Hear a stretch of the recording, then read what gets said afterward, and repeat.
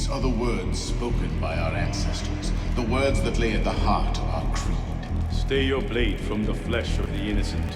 Hide in plain sight. Never compromise the Brotherhood. Let these tenets be branded upon your mind. Follow them and be uplifted. Break them at your peril. Rise, assassin. In video games, an open world is a virtual world in which the player can approach objectives freely, as opposed to a world with more linear and structured gameplay. Only at the bounds of an open world game will players be limited by geographic features, like vast oceans or impassable mountains. The genre features dynamic weather cycles, day and night cycles, and biomes with varied flora and fauna to help the game stand out and feel more alive and interactive.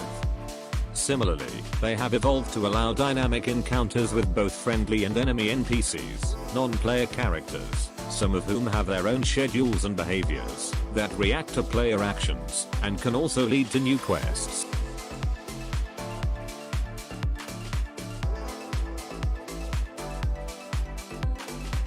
The size and scope of game worlds have led to novel traversal mechanics, including scaling mountain ranges, sailing wide open seas, and now the well-known Ubisoft Tower enables players scale a high vantage point to open new areas of the map and reveal the quests therein.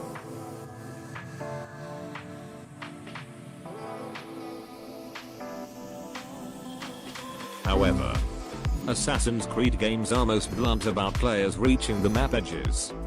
Despite the area across being visible, your character is stopped by an invisible wall.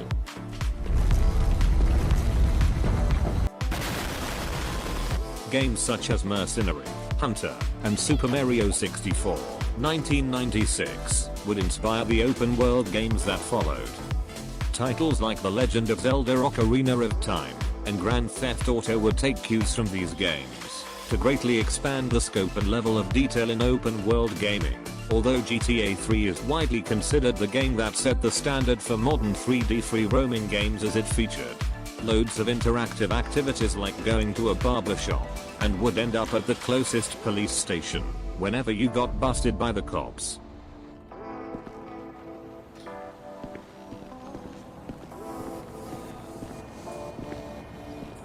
Hey dude, you bumped into me. Man, fuck you. You wanna take this to the next level? Oh, you got hands, huh, dog? Lame ass.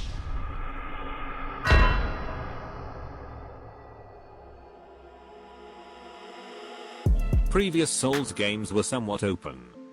Players had the freedom to venture off the beaten path, backtrack, and discover optional areas and bosses at their leisure.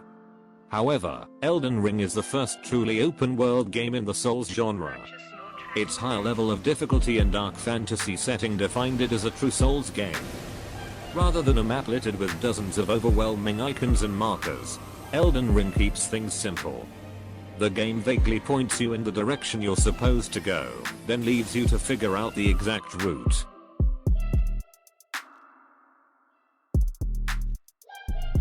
Need for Speed Underground 2.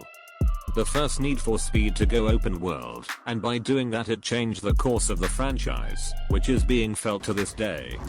Not only is it the first open world racing game, but also one of the most iconic racing games in modern gaming. It acted as a wild stepping stone for games like NFS Heat and Forza Horizon 6.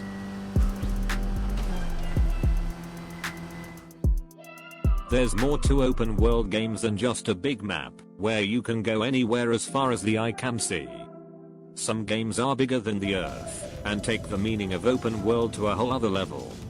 A good example is No Man's Sky, in which entire galaxies lie waiting to be discovered. The game is continuously evolving with major updates which grow and expand the universe with new ways to play. Other similar games like No Man's Sky are Star Citizen and Elite Dangerous.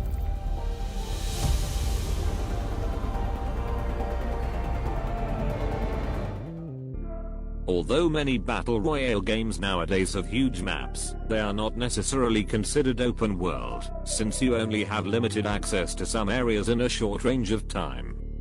Thanks for watching, see you in the next video.